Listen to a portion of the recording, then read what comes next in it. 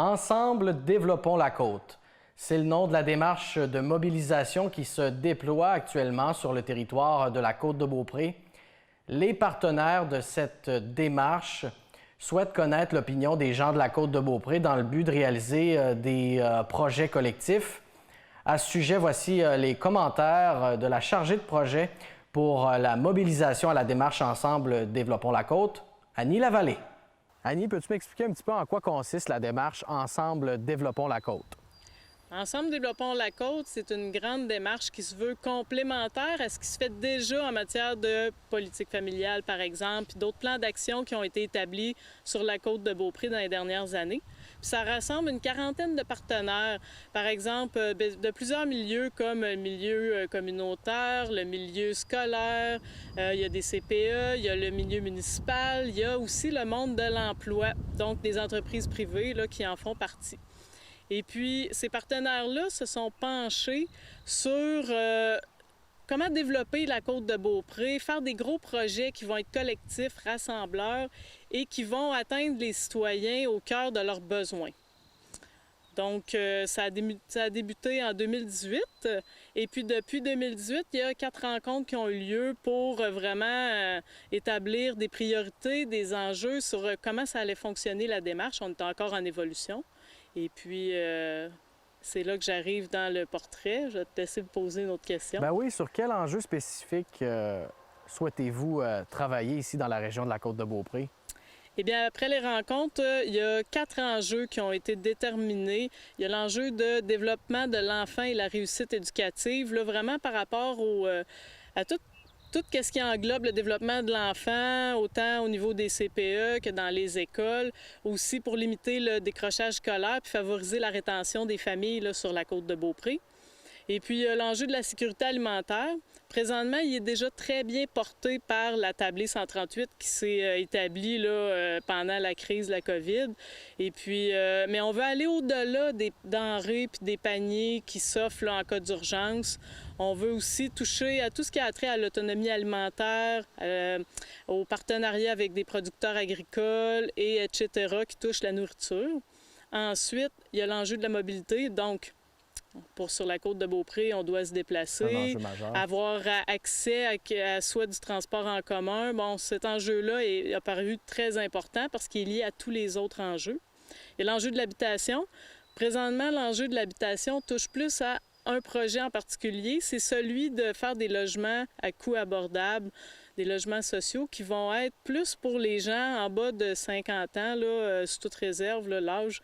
Et puis, les personnes seules. Donc, il n'y en a pas tant que ça sur la côte de Beaupré. Alors, c'est un enjeu là, d'offrir ça au plus de gens possible. Et puis, je les ai tout nommés. Bien, oui. Je pense que oui. Puis là, tu arrives dans le décor. Oui. On veut faire contribuer les citoyens à cette démarche-là. Quel est ton rôle là, exactement? Mon rôle dans la démarche Ensemble, développons la côte, c'est vraiment la mobilisation citoyenne. Donc, moi, je vais aller tâter le pouls de la population pour voir si les partenaires, en déterminant les enjeux, bien, ils ont bien choisi les enjeux. Je veux voir les gens, c'est quoi leurs besoins? Est-ce qu'ils ont des idées? Est-ce qu'ils font déjà partie de petits projets, des projets à petite échelle dans leur quartier ou même qui s'impliquent déjà soit dans le communautaire ou dans différentes entreprises de la côte? On veut aller voir les gens directement sur le terrain. Exactement. C'est sûr qu'avec la crise de la COVID, bien, j'ai commencé par une vidéo. J'ai commencé avec un sondage qui va être en action là, pas mal tout l'été. Puis là, tranquillement, je commence mes visites là, dans les milieux où il y a le plus de gens, puis le plus de gens variés. Là. Ça s'adresse à tout le monde, autant les plus jeunes que les plus âgés, puis ceux qui sont de toutes les couches, là, en fait, là, de notre communauté. Là. Et le sondage, qu'est-ce qu'on voulait savoir? Est-ce que c'était en lien justement avec les enjeux énumérés tout à l'heure? Oui. Le sondage est en lien avec les enjeux, mais aussi bien, carrément pour cerner, voir si les citoyens ils ont besoin que ces enjeux-là sont vraiment une réponse à un besoin. et aussi pour voir si les citoyens auraient d'autres besoins qu'on n'a pas pensé, d'autres ou des projets qu'ils voudraient faire. Parce que la démarche Ensemble Développons la Côte veut faire des projets à grande échelle qui vont avoir besoin de beaucoup de partenaires pour les réaliser. Tu sais, comme je pense au transport en commun, bien, l'exemple est assez frappant que ça va impliquer beaucoup de partenaires, là, les municipalités, de la MRC et aussi d'autres institutions. Donc, si le citoyen a des idées, je veux les encourager. À petite échelle, moi, je veux commencer par dénombrer les petites initiatives qu'il y a un peu partout sur la côte, essayer de mobiliser les gens autour de ça pour éventuellement, quand il va, de les faire participer à la grande démarche, là, s'il y a lieu. Là. Donc, la prochaine étape, c'est d'aller voir les gens dans leur milieu pour justement leur poser des questions plus directement? Oui, c'est ça. Pour compléter le sondage puis aller plus en profondeur, jaser directement avec les gens, aller à leur rencontre, puis aussi bien, organiser des activités thématiques là, pour vraiment plus connaître les gens de chaque municipalité parce que c'est global, là, le projet. Là. Et par la suite, on veut amener ces idées-là aux intervenants qui s'occupent du développement économique, social de notre région?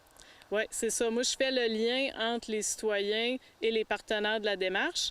Et c'est sûr que la voix des citoyens, bien, elle doit se faire entendre par les partenaires. Et puis ensuite, les partenaires vont être plus à même de penser au projet par rapport aux enjeux pour que ça réponde vraiment à ce que les gens veulent. Annie, merci beaucoup pour l'entrevue. Est-ce qu'il y avait d'autres choses que tu aurais aimé peut-être faire connaître aux gens par rapport à cette démarche-là, là, des éléments qui sont peut-être importants de savoir? Bien, je pense que pour l'instant, ce qui serait très intéressant pour les gens, ce serait de suivre notre page Facebook. Bien sûr, on commence par une page Facebook qui reste au courant parce que je vais publier des vidéos sur les initiatives citoyennes. Je veux les mettre en valeur. Puis en même temps, bien, ils vont connaître aussi là, le cheminement de la grande démarche, là, aussi de quelles sont les prochaines étapes, pas juste de moi, mais de la démarche là, qui continue à évoluer malgré la crise. C'est une démarche qui se veut en soi interactive. On veut que les gens contribuent là, à celle-ci. Exactement. On veut qu'ils contribuent, puis on veut que ça agisse concrètement sur les enjeux. Là. Donc, faire des projets qui vont être... significatifs. Oui, exactement. Merci beaucoup. Bien, ça me fait plaisir.